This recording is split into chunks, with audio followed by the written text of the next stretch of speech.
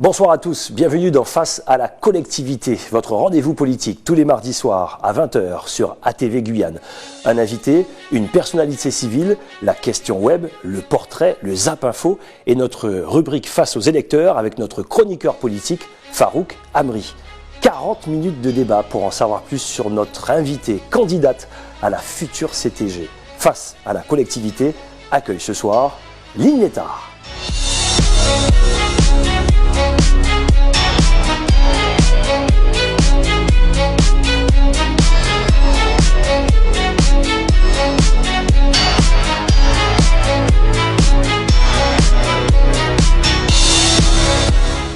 Lynn Létard, bonsoir. Bonsoir, Gilles Vernet. Alors ça y est, c'est vous qui y allez dans cette bataille électorale. Pour certains, c'est le combat de leur vie. Et vous, que représente cette élection à la CTG ? L'occasion pour moi de porter le projet de Walwari, un projet de développement économique principalement, un projet de société qui vise à l'égalité, la solidarité.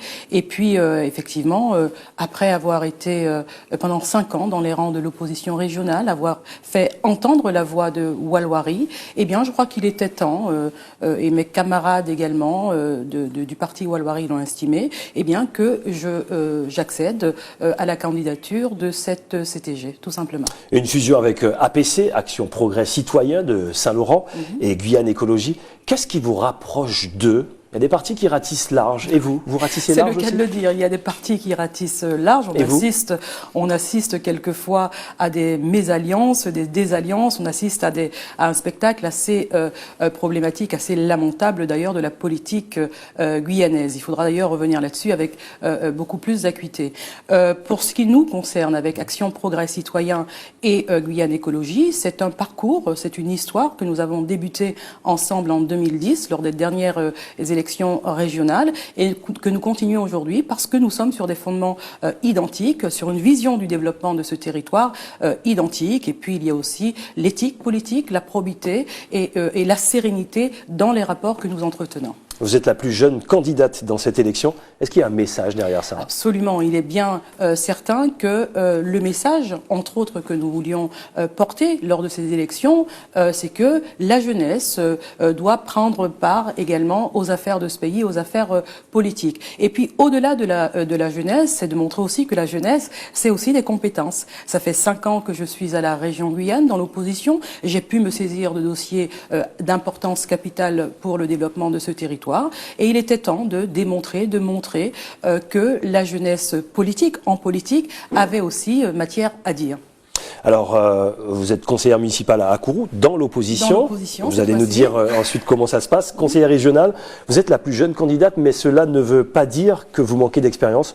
Votre portrait, tout de suite, avec Ayodele Germa. On regarde. Nous sommes au Vieux-Port. Poumon économique de Cayenne dès le XVIIe siècle, même s'il a été abandonné dans les années 70. Lynn Létard a passé une partie de son enfance à proximité de cet endroit. Je venais avec mon père, je venais parce que c'était un espace de détente tout simplement, et puis je venais parce qu'on est là encore une fois, c'est l'ouverture au monde, là c'est l'océan. Enseignante, l'une de ses préoccupations est l'avenir de ses élèves. Pour elle, la pêche est une filière porteuse en Guyane. C'est donc au marché aux poissons que Lynn Létard a tenu à nous parler d'elle et de ses motivations. Ça foisonne d'activités. Le port parce que c'est la proximité d'avec une des richesses halieutiques de la Guyane, c'est le poisson. C'est une activité économique qu'il faut consolider, qu'il faut aussi diversifier. Née le 2 janvier 1973 à Cayenne, Lynn Létard est issue d'une famille nombreuse. Son père, ancien délégué régional, a joué un rôle crucial dans son enfance et dans son engagement politique. Je crois que de manière inconsciente, il nous a transmis à beaucoup d'entre nous, dans cette famille d'ailleurs, la politique, le désir de faire pour le pays, le désir de développer cet environnement qui est notre environnement, qui est la Guyane, tout simplement. Lynn Létard débute sa scolarité à Matoury. Elle intègre ensuite le collège République qui s'appelle aujourd'hui Auxence-Contoux, puis le lycée Félix Éboué. Comme beaucoup de jeunes de son âge à l'époque, elle part faire ses études dans l'Hexagone. Un vent de liberté, certes, mais une liberté surveillée. On ne quitte jamais les parents guyanais. C'est vrai que je suis partie, c'était le grand départ.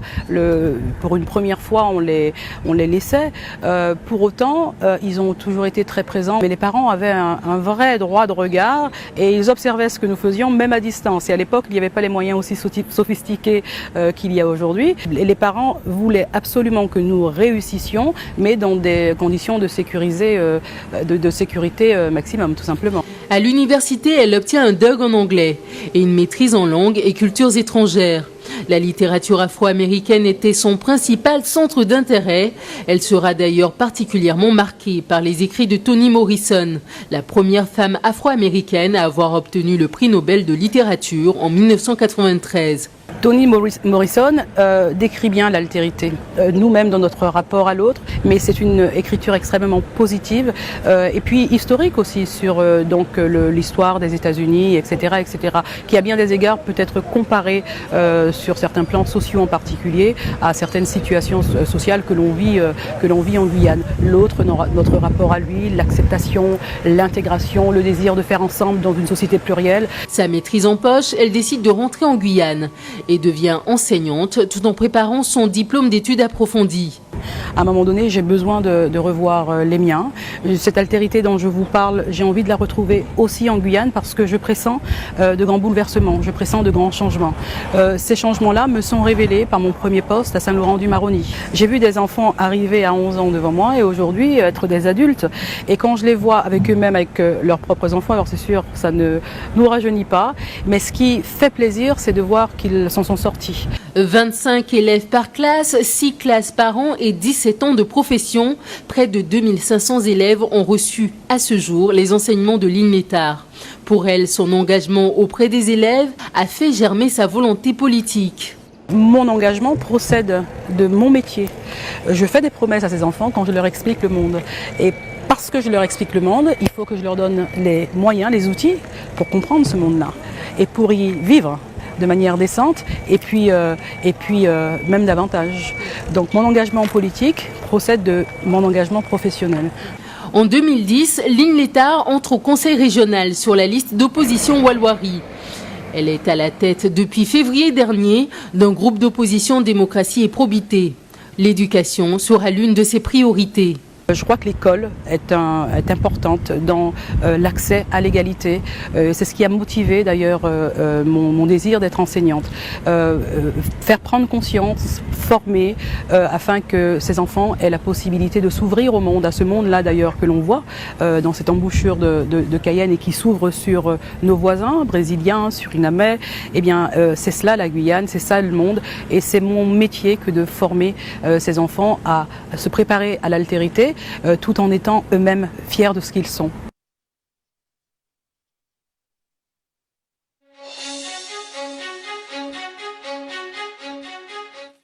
Voilà le portrait d'Ayodele Germa. Pourquoi le marché aux poissons? Pourquoi le mire? Vous pensez que ceux qui sont aux affaires aujourd'hui n'ont pas assez fait dans cette filière-là? Mais bien sûr, c'est absolument, vous pointez le doigt sur l'un de mes reproches fondamentaux faits à l'action régionale de l'exécutif sortant. Mais bien entendu, aujourd'hui, la filière pêche, c'est quoi? C'est 6 pêcheurs, c'est 6 flottes, alors qu'auparavant, il y en avait 36. Qu'est-ce qui s'est passé? Il faudrait demander à l'action, il faudrait demander au président régional sortant. Mais moi, je crois que ces filières n'ont tout simplement pas été accompagnées. Je crois que la vision de l'équipe régionale... Il y a une nouvelle usine qui sort là. Absolument. De terre. Mais attendez, la nouvelle usine sort peut-être de terre, mais moi, je prends la situation en l'état.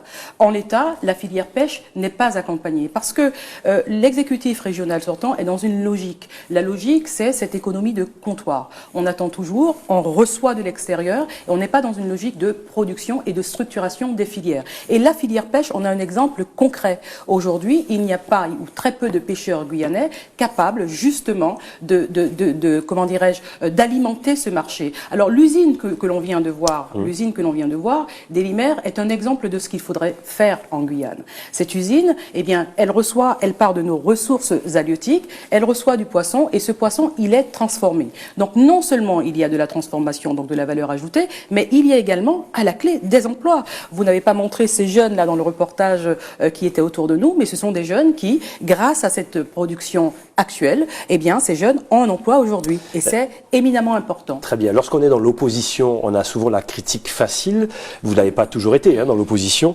Vous êtes aussi force de proposition. Je parle à Kourou, par exemple. Vous voulez créer des crèches, des EHPAD.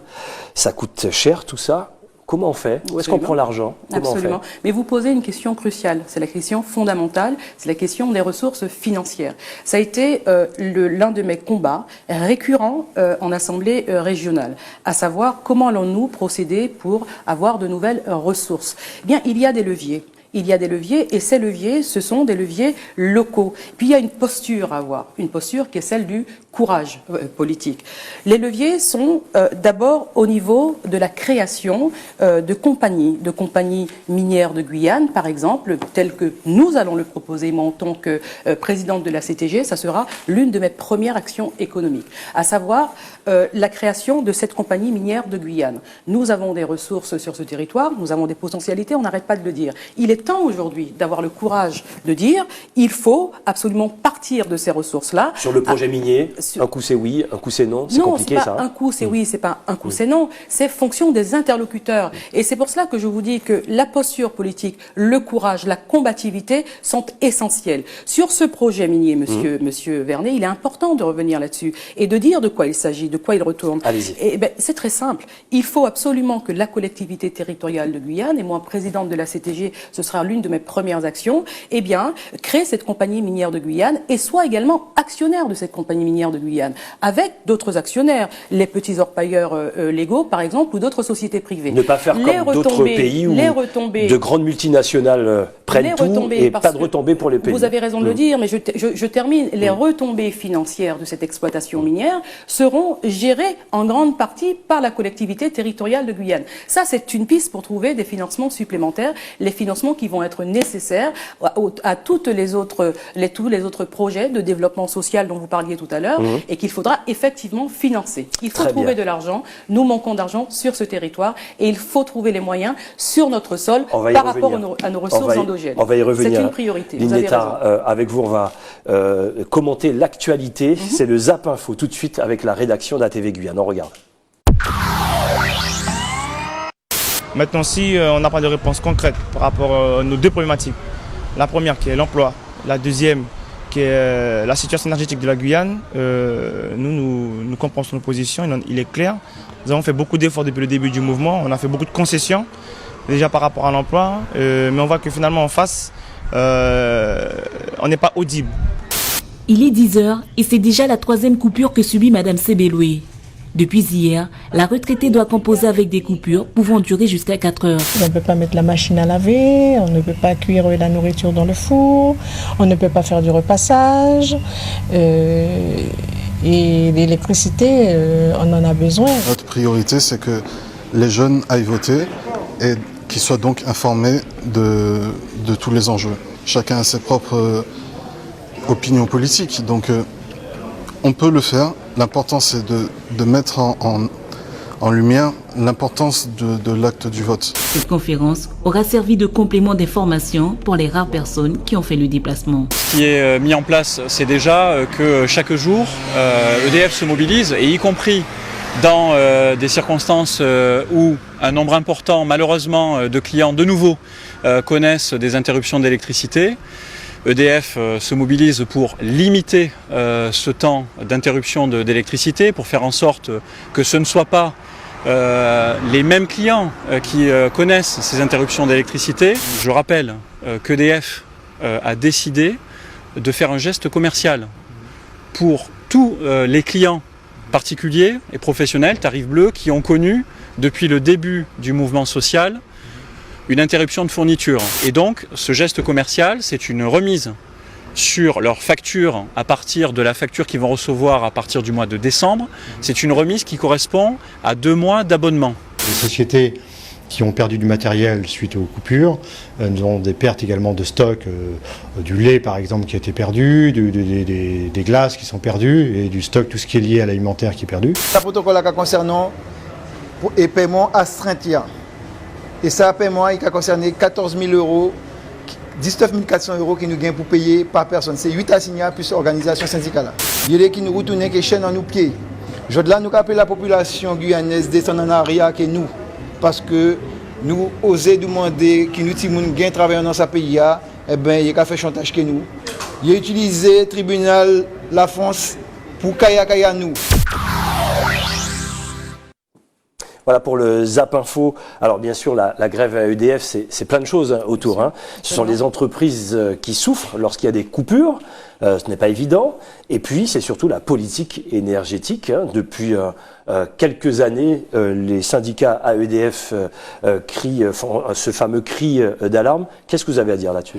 Bien, ce sont les entreprises qui souffrent. C'est la population dans son ensemble qui a été impactée par cette grève. Je l'ai dit déjà, je crois qu'il convient de le répéter, c'est une grève qui aurait dû être lue sur plusieurs, qui aurait dû avoir différents niveaux de lecture. Alors, le premier niveau, bien sûr, c'est le niveau de la question de l'emploi. Effectivement, il y avait des revendications humaines, des revendications qui concernaient donc les salariés. Et puis le deuxième niveau, c'était également celui de la production énergétique et du devenir en termes d'autonomie énergétique de ce territoire. Vous êtes pour quoi, vous? Alors nous sommes, bien sûr, nous sommes pour la transition énergétique. Nous nous inscrivons dans ce cadre. C'est-à-dire que nous devons effectivement passer de l'énergie fossile à une énergie verte, une énergie renouvelable. Nous l'avons dit clairement. Pour autant, il y a des réalités. La réalité, c'est que ce territoire aura besoin de plus de 160 mégawatts pour satisfaire l'ensemble de la population et des activités économiques. Donc nous ne pouvons pas effectivement passer du tout au tout, c'est-à-dire d'une énergie fossile à une énergie renouvelable directement. Donc il faut cette transition qui est nécessaire. Donc on l'a dit. Fabien Covisse, une centrale électrique, c'est utopique ou pas? On l'a dit. Non. Je crois que Fabien Covisse dit ce qu'il veut, mais la centrale électrique, la centrale nucléaire, à l'instar de comment dirais-je la centrale de Dégradé-Cannes, eh bien c'est de l'énergie fossile et nous sommes dans une logique de transition, nous sommes dans une logique de sortie de ces énergies fossiles qui sont néfastes pour l'environnement. Donc la centrale nucléaire, n'en parlons pas, mais en attendant de sortir, en attendant dans l'objectif de transition énergétique, il faut conserver pour l'instant une usine d'énergie thermique à Dégradé-Cannes. Et puis, au fur et à mesure, la transition est passée à des énergies renouvelables. Nous avons de quoi faire sur ce territoire, Gilles Vernet. Je vous rappelle quand même qu'il y a une usine de biomasse à Kourou, la seule sur Kourou, la seule en Guyane, la seule également sur l'ensemble. Ça ne sera pas suffisant pour la Guyane. Eh bien, nous allons, monsieur, parce que nous sommes responsables, nous sommes responsables de la politique énergétique sur ce territoire. La CTG aura une responsabilité fondamentale. Donc, nous allons donner les moyens afin de multiplier l'exemple que nous avons nous-mêmes, d'ailleurs, dans la majorité précédente à Kourou, créé sur le territoire de Kourou. Cette usine de biomasse, à côté d'autres énergies renouvelables telles que le photovoltaïque et évidemment l'éolienne, il faudra multiplier ces usines de production d'énergie renouvelable. Donc, voilà pour les projets. Voilà pour les projets concernant l'énergie. La Jeune Chambre économique s'intéresse à la CTG pour inciter les jeunes à aller voter. Il y a eu très peu de monde. Comment on fait pour mobiliser? Apparemment, les jeunes votent pas beaucoup. Hein. C'est une constante. C'est une constante. Ce n'est pas seulement en Guyane, c'est aussi c'est partout ailleurs. Alors effectivement, justement, ma candidature prend son sens à ce niveau-là également. Je crois que les jeunes, depuis longtemps, voient toujours les mêmes personnes au devant de la scène politique. Et les propositions aujourd'hui de ces personnes, qui pour certains d'entre elles sont là depuis très longtemps. Je racontais récemment à quelqu'un que j'entends un ancien conseiller général dire la date de son élection, 1976 ou 77. J'avais à l'époque 3 ans. Aujourd'hui, j'en ai 40 de plus, et cette Donc personne, la classe politique ne s'est pas renouvelée. cette personne est encore une fois en train de tenter de briguer un mandat. C'est l'expérience. Pour quel résultat? C'est l'expérience. Oui, non, mais avant de parler d'expérience, on parle de résultat. On fait le bilan quand même. La situation de la Guyane est plus qu'au-delà de la morosité. La situation de la Guyane est catastrophique. On a ces mêmes personnes au pouvoir depuis des années, des décennies. Donc ma candidature prend son sens, et ma candidature va, je crois, très sincèrement, compte tenu des échanges que j'ai avec les jeunes, c'est mon métier, les jeunes, c'est ma profession, les jeunes, c'est ma matière au quotidien. Je crois que ma candidature va les pousser, elle va les interroger à aller justement voter. Très bien. Voilà. Le président de région, Rodolphe Alexandre, dit que les caisses de la collectivité régionale sont saines et que sa gestion est exemplaire. Vous dites faux. Un exemple. Mais le président de région ne dira pas le contraire de toutes les façons, autrement il ne serait pas candidat à la CTG. Pour autant, moi j'ai épinglé Rodolphe Alexandre à plusieurs reprises sur ce que j'ai appelé des contre-vérités. Lorsque le président de région affirme qu'il y a 500 millions d'euros de fonds européens dans les caisses de la région, je continue à dire que c'est faux. Et je le mets au défi de me présenter un document aujourd'hui indiquant un budget dans lequel sont inscrits 500 millions d'euros de fonds européens. Donc il n'y a pas cet argent qui doit permettre le développement de la Guyane. Concernant par ailleurs le contrat plan État-région, on a bien vu que ça a été un échec de la part de l'exécutif régional, puisque la région a dû mettre davantage, et c'est une première dans l'histoire des contrats plan État-région, que l'État. D'accord? Donc nous avons des besoins qui sont évalués pour la Guyane en termes uniquement d'infrastructures, en termes uniquement d'équipements de première nécessité, qui sont évalués à 4 milliards d'euros. Nous sommes aujourd'hui 236 000 personnes sur ce territoire. Dans 15 ans, nous serons 515 000. Très Donc bien. Les caisses de la région, ne sont pas saines. Il n'y a pas 500 millions d'euros de fonds européens. Autrement, je demande qu'on me donne. On va revenir sur les comptes je demande qu'on me le présente. Avec notre chroniqueur Il a dû être présenté en assemblée plénière. Hein. Alors, je suis présente régulièrement en assemblée plénière. Je n'ai jamais vu. On va y revenir, vous inquiétez pas, Lynn Létard, puisque sans plus tarder maintenant, on accueille avec l'œil aiguisé notre chroniqueur politique avec la rubrique Face aux électeurs. Voici l'arrivée de Farouk Amri. Farouk Amri, bonsoir. Bonsoir Gilles Vernet. Je vous laisse avec Lynn Létard. Lynn Létard. Alors, il est de tradition dans cette émission de présenter une carte d'électeur et de rappeler à nos amis téléspectateurs que ceci n'est pas qu'un droit ou un devoir, c'est surtout un pouvoir. Alors, utilisez-le. Madame Létard, nous allons commencer par une question web que nous avons sélectionnée d'Antoine, qui vient de Kourou, votre ville. Les agents de la collectivité territoriale de Guyane seront-ils des fonctionnaires ? Les agents de la collectivité territoriale de Guyane vont être traités avec le plus grand respect qu'il leur est dû. Ce n'est pas la question. Est-ce qu'ils seront fonctionnaires ? Les agents de la collectivité territoriale de Guyane, je vous réponds, seront traités avec le plus grand respect qui leur sera dû. Et oui, ils seront des fonctionnaires, et ils seront des fonctionnaires qui seront traités avec une considération particulière. On va y revenir tout à l'heure. Parce que, permettez quand même que je termine le propos, parce que la mise en place de cette CTG, Monsieur Farouk, la mise en place de cette CTG, elle dépend totalement de l'implication des agents de la CTG. Ils sont 3400 environ. Ces agents, il va falloir, dans le cadre d'une conférence sociale, les associer pleinement, justement, à leur emploi, à leur fonction sur le territoire. Très bien. Puisque vous abordez cette question, on va tout de suite y venir. Comment vous expliquez, vous, en tant que candidate, mais ça ne vaut pas que pour vous, hein, ça vaut aussi pour tous les candidats, qu'aucun d'entre vous ne sache exactement le nombre d'agents de cette future collectivité? À l'instant T, moi où je vous parle, le chiffre de ces agents-là... Tout le monde me dit environ. Non, alors, on passe de 3000 à 3500. Est-ce que c'est responsable, ça? Alors, c'est pas une question de responsabilité... Que ne pas savoir, c'est de l'argent public. Ou d'irresponsabilité. Au moment T, à l'instant où je vous parle, à l'instant T, les agents, le chiffre que j'ai est de 3460 personnes. Alors, il peut y avoir 3461 personnes, il peut y avoir 3462 personnes, il peut y avoir un contrat qui s'arrête entre-temps, au moment où on se parle.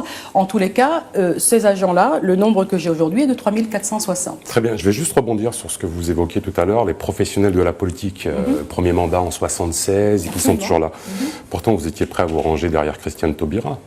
Je n'étais pas forcément contre. C'est une professionnelle de la politique également. C'est une professionnelle de la politique, mais qui n'a pas commencé la politique en 19... vaut pour les autres, vaut pas pour votre Non, absolument pas, mais je terminerai le propos. Madame Taubira n'a pas commencé la politique en 1976. Madame Taubira a commencé la politique il y a 20 ans. Entre 20 ans et 40 ans, ça fait quand même une marge assez importante. Très bien. Vous avez reconnu que Madame Taubira a longtemps laissé planer le doute, c'est vous-même, hein, ce sont vos propos, sur sa candidature comme tête de liste, pour finalement y renoncer il y a très peu de temps.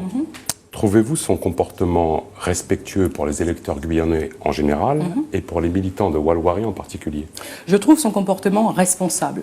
Je trouve son comportement... D'avoir annoncé très tardivement qu'elle ne serait pas candidate? Je termine le propos. Je trouve son comportement responsable. Madame Taubira n'a pas le don d'ubiquité.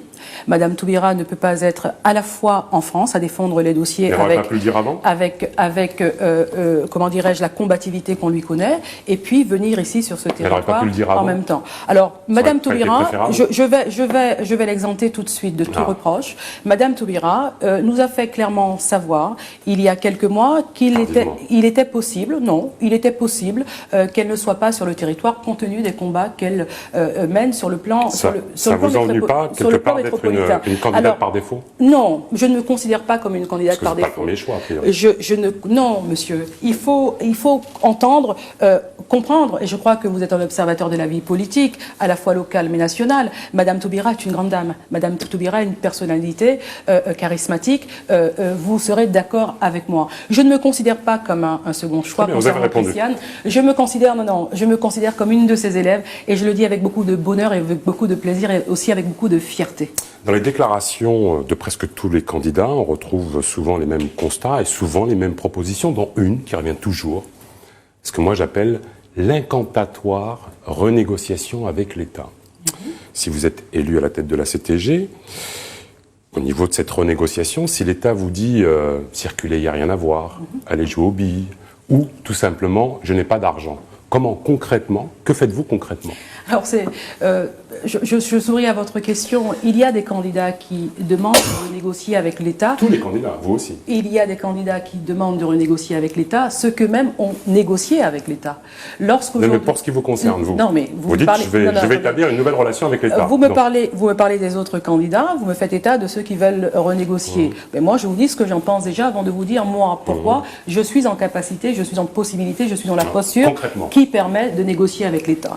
Nous avons notre parcours politique, il est clair. Nous avions voulu une collectivité basée sur le 74. Vous vous en rappelez? Et dans ce 74, il y avait justement ce principe de négociation possible. Donc, en termes de légitimité sur la négociation, je crois que nous l'avons davantage que d'autres qui aujourd'hui ont voulu s'inscrire en État, en État dans l'État. Mais on y arrive. On a 40 minutes, je crois. Je crois qu'on peut prendre le temps de la discussion. Non, parce qu'après, le temps de la discussion. Le temps de la discussion sereine. Oui, il y a. Alors, nous allons faire avec les leviers existants. Ils existent. Ils sont dans le cadre même de cette CTG. Il y a cet article L715-2 qui dit que nous pouvons faire des promesses au Premier ministre sur justement... Des promesses pardon, pas des promesses, mais des propositions.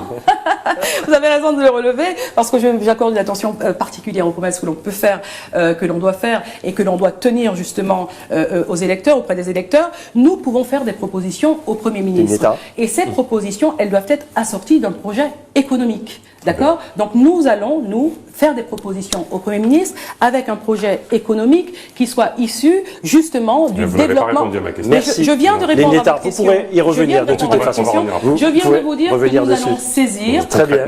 J'avais demandé. Monsieur, mais c'est dans... Attendez, alors là, il faut connaître votre sujet aussi. Non, mais si vous dites des propositions... L'INETA, il va revenir. Vous allez revenir, Farouk. Farouk n'est pas parti. Non, Farouk n'est pas parti. On ne va pas revenir aux questions à chaque fois que monsieur Farouk... Madame l'État, ne perdez pas votre sang-froid, s'il vous plaît.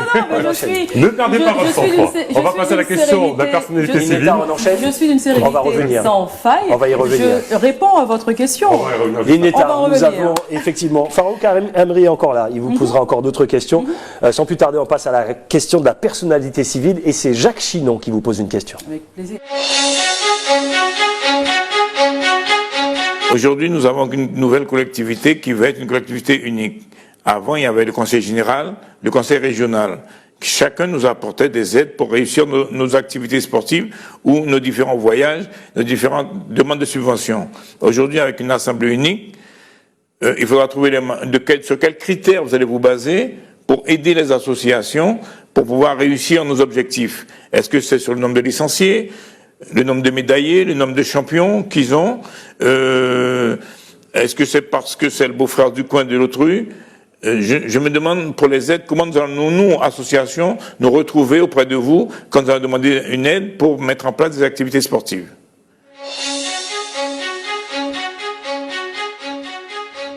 Voilà la question de Jacques Chinan, ancien champion de France. Question précise, hein, il y aura plein de détails comme ça, les associations, c'est vrai. Comment ça va se passer si vous êtes présidente de la CTG? Alors, il y aura moi, j'ai envie d'abord de remercier Jacques pour cette question, parce qu'elle me permet de rebondir sur un point extrêmement important, sur la posture, sur la façon de faire lorsqu'on est à la tête de tels pouvoirs sans qu'il y ait réellement de contre-pouvoir. Il a parlé, en fait, de la transparence nécessaire dans l'attribution de ces subventions. C'est-à-dire qu'effectivement, maintenant, on ne sait pas quels sont les critères.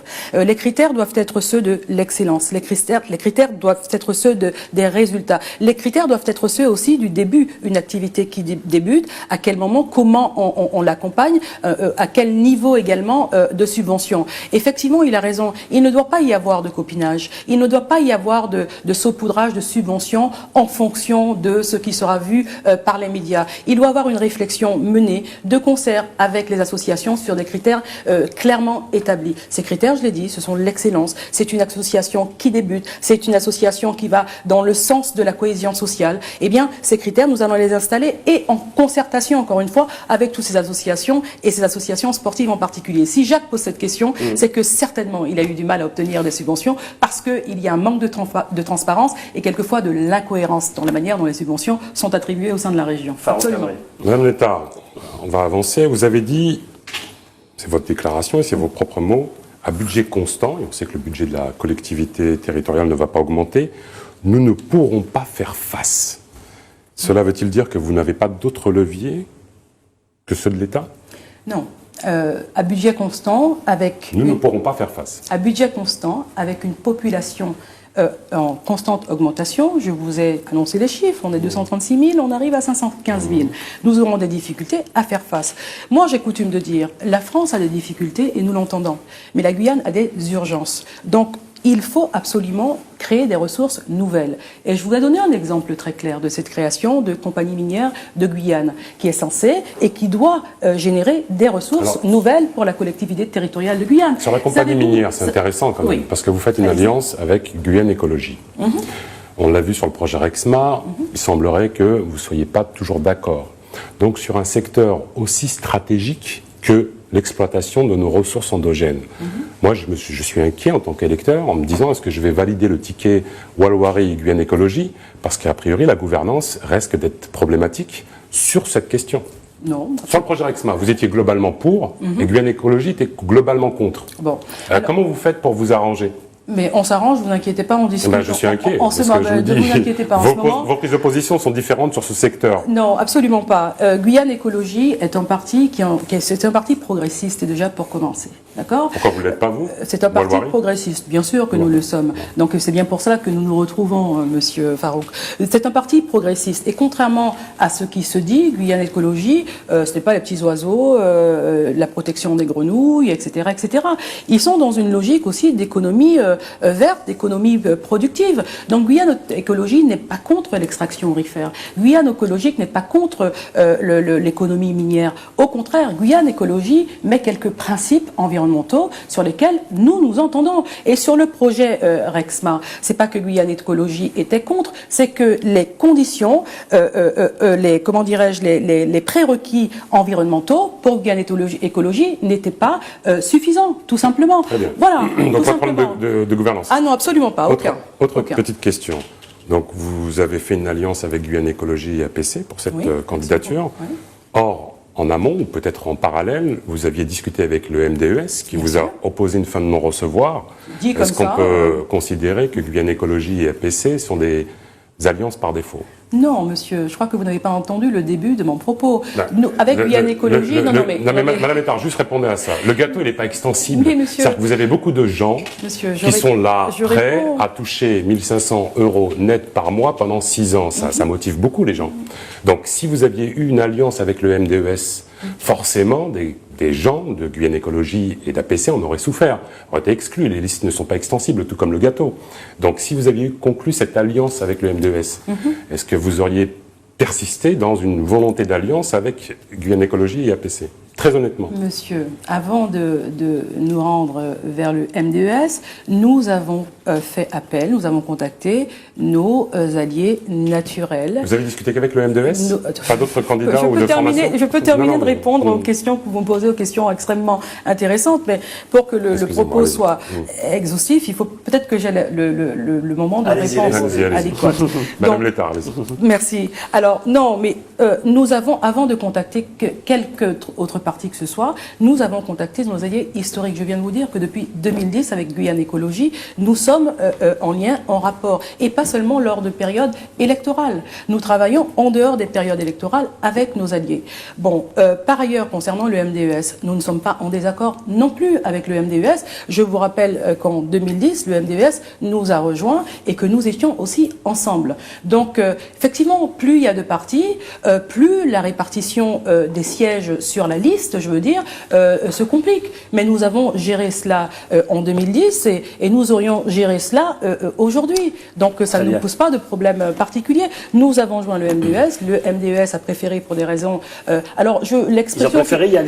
l'expression que vous avez utilisée, nous avons reçu une fin de non-recevoir. Non, nous avons discuté longuement. Le MDES a préféré aller au combat seul. Ils ont fait leur choix. Lynn Létard, vous avez constitué, enfin vous, votre parti, constitué un groupe pour dénoncer l'omniprésence de certains dans les médias. N'est-ce pas là un aveu de faiblesse, cherchant toutes sortes de prétextes? Un parti serein ne doit pas s'amuser à ce genre de dénonciation. Vous parlez de la lettre que Walwari a rédigée avec d'autres. Avec d'autres, tout à fait.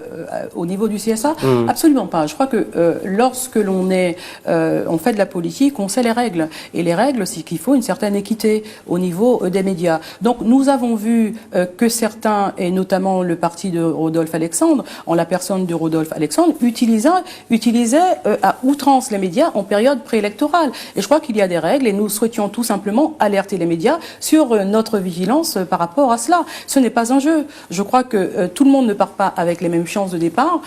Effectivement, le parti de Rodolphe Alexandre, compte tenu de la position du président de région omniprésent sur les médias, part quand même avec une certaine avance par rapport, à la médiatisation. Mais bien sûr, ça s'est équilibré et d'ailleurs on doit vous en remercier, entre autres. Dernière question de Farouk. Entre le PSG, le MDES, la liste conduite par Alain Tienlong et vous, on a l'impression qu'il y a comme un pacte de non-agression. C'est vraiment très, très flagrant. En cas de second tour, avec quelle liste, parmi celles que je viens de citer, vous ne fusionnerez pas?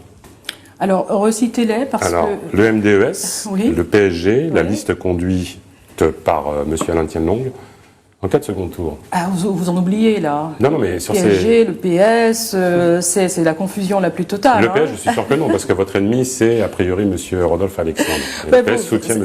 Oui, mais en même temps, vous aviez le PSG avec le PS, enfin, c'est vraiment la confusion la plus totale, vous avez raison. On n'arrive pas à vous distinguer, si vous voulez. C'est au niveau de vos propositions, au niveau, à chaque fois, il y a un ennemi commun, on a l'impression, en tout cas, quand on entend dans les médias...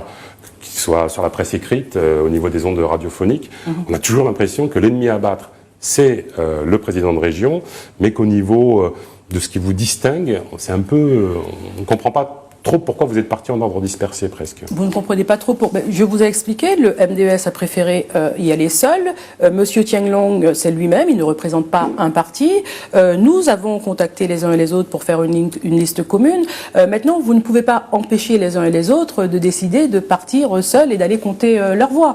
Donc, au deuxième tour, la question est intéressante, mais je crois qu'il faudra tout d'abord respecter les électeurs au premier tour. tout simplement, et avoir les résultats du premier tour. Et le deuxième tour viendra bien assez tôt. Lynn Létard, le bal des écoliers, on va appeler ça le bal des écoliers, où tout le monde doit rendre sa copie à Léon Bertrand, à Saint-Laurent-du-Maroni. Vous y êtes allé également? Vous négociez comment dans l'Ouest? Vous savez, monsieur Vernet, s'il y a bien un point qui me rend chagrine, qui me remplit d'amertume, c'est bien celui-là.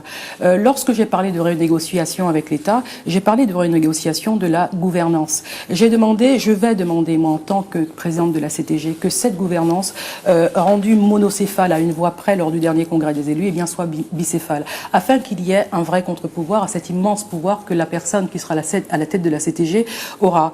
Pourquoi? Parce que, regardez ce qui se passe. Vous l'évoquez, les postures des politiques locaux, les pratiques locales. Aujourd'hui, vous avez des gens, vous avez des élus, des candidats qui vont défiler devant M. Bertrand, qui vont lui prêter allégeance. Bien écoutez, moi, Lynn Létard, présidente de la CTG, j'y mettrai un terme. Je n'irai pas défiler devant M. Bertrand. Par contre, mon projet, j'irai le présenter à la population de Saint-Laurent, à la population du Maroni, comme il se doit. En Guyane, il n'y a pas d'empereur. En Guyane, il n'y a pas de roi. Je ne suis pas dans un empire, je ne suis pas dans un royaume, je suis dans une république. Et par conséquent, je vous fais la promesse, ici, là, présentement, de ne pas aller défiler devant M. Bertrand. C'est une image pathétique que l'on montre de la politique guyanaise. Lynn Létard, pour conclure, si je vous dis Audrey-Marie, le grand pardon. Je vous rétorquerai, parfois, on sème des dragons et on récolte des puces. Merci Lynn Létard. Je vous en prie. Merci Farouk Amri.